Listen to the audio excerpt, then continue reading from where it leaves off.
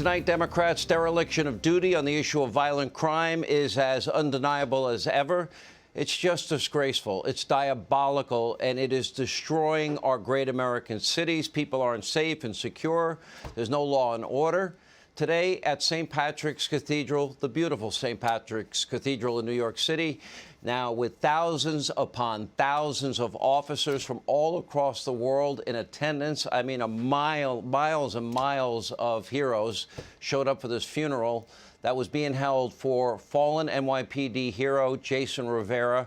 He was shot and killed, by the way, execution style in the end, 1 week ago while responding to a domestic call in Harlem. His partner was also killed. According to reports, the deranged killer, a career criminal, quote, kept firing at the wounded cops even as they lay helplessly on the floor, a complete execution. Unfortunately, it is a tragedy that has become all too common all across the country as far-left leaders refuse to take the issue of crime seriously. They refuse to respect police officers and put the interests of violent criminals over the interests of law-abiding citizens.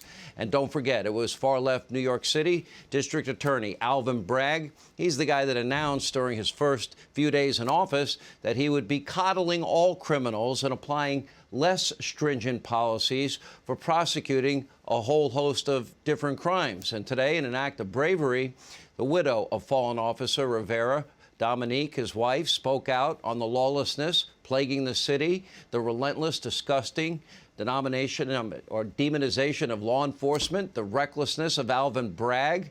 As she indicated, by the way, this system is failing all of us. Powerful words. Listen. Friday morning began just like every other morning before work. You were always my big spoon, watching Netflix, YouTube law enforcement shorts, read me your emails, and wait for your mom to come home. You packed your book bag because we had to leave before 2, and really, before 2 sharp, because of your ICO sergeant. You would drive me home and say goodbye with 3 kisses all the time, and texted me when you were 84. That was our routine. Later that day, I received the call I wish none of you that are sitting here with me will ever receive. I had gotten a notification from the Citizen app, which was my central, and I saw that 2 police officers were shot in Harlem. My heart dropped. I immediately texted you and asked you, "Are you okay? Please tell me you're okay." We used to share locations on Find My iPhone, and when I check yours, I see that you're at Harlem Hospital. I thought maybe you were sitting on a perp, but still, nothing. Then I get a call asking if I'm Jason's wife, and then I had to rush to the hospital. Walking up those steps, seeing everybody staring at me was the scariest moment I've experienced. Nobody was telling me anything. Thousands of people were surrounding me, and yet I felt alone. I couldn't believe you left me.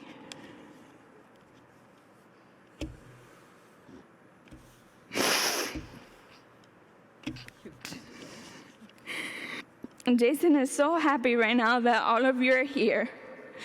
Through pain and sorrow, this is exactly how he would have wanted to be remembered. Like a true hero. Or like I used to call him, Big P.O. Rivera. You have the whole nation on gridlock. And although you won't be here anymore, I want you to live through me.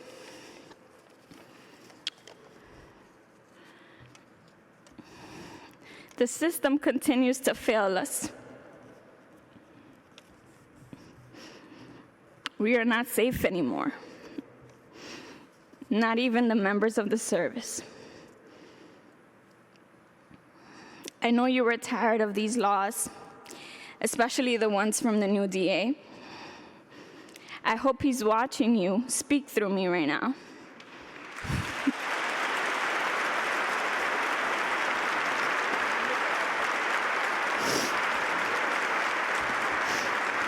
I'm sure all of our blue family is tired too.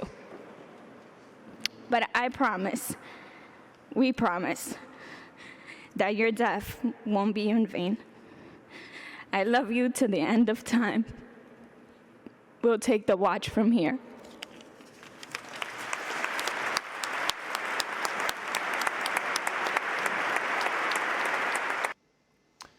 Our prayers are with these two officers, their families, their loved ones. And I'm going to ask again tonight, for what feels like, the millionth time, how many more of these stories are we going to have to cover before far-left Democrats start taking the issue of law and order and safety and security to pursue happiness seriously? You know, by the way, where's Black Lives Matter? I didn't hear from AOC or Nancy Pelosi either. Black Lives Matter, they claim to care about the welfare of our most vulnerable communities. Remember the BLM chapter recently complaining that murdered police officers, they're treated like heroes. This was a minority officer, it just so happens in this case. Why didn't Joe Biden, Kamala Harris, too busy to attend the funeral today? Where's Barack Obama, Michelle Obama, Pelosi, AOC? Where's the Congressional Committee to investigate not only these murders, the 574 riots in the summer of 2020? Why didn't they call up the troops on January 6th when they had, as required by law, the signature of the president, the sign-off of the president? All of this has got to stop. The NYPD is a minority-majority police force like many big cities. Why don't their lives seem to matter to Democrats as much? Why is there not an outcry over this? Because the way Democrats have surrendered our cities, they have surrendered it. They have created a lot of this lawlessness, and all of it is unconscionable. Crime is surging everywhere, records all over the country in 2021. And that's on top of a bad year, 2020. Quality of life is decreasing. The FBI, according to them, international police killings has now reached a 20-year high. 346 officers shot in the line of duty in 2021 alone. Yeah, that's another multi-year high. Ambush-style attacks against cops up 115% over the previous year. And it's not just New York. This is city after city, the same story. Blue states, run by liberal Democrats for decades. Look out in Los Angeles, a 26-year-old transgender child molester was only given 2 years in a juvenile facility after pleading guilty to sexually assaulting a 10-year-old girl.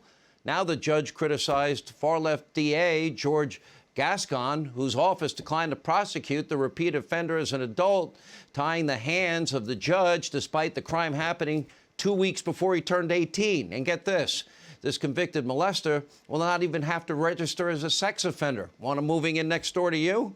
In reality, the defund, dismantle, no bail movement is responsible for all of this insanity and all of this violence. All of this is preventable. And police all across the country, they all have a target on their back. Now, we've shown you the deadly tragedies night after night.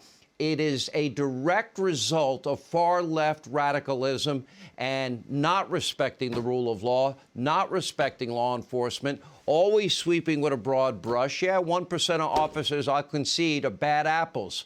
But instead of protecting peaceful, law-abiding Americans, well, what happens? Democratic-run cities, they just cut and run, provide cover for criminals so they can get out and do it again. Hey, Sean Hannity here. Hey, click here to subscribe to Fox News YouTube page and catch our hottest interviews and most compelling analysis. You will not get it anywhere else.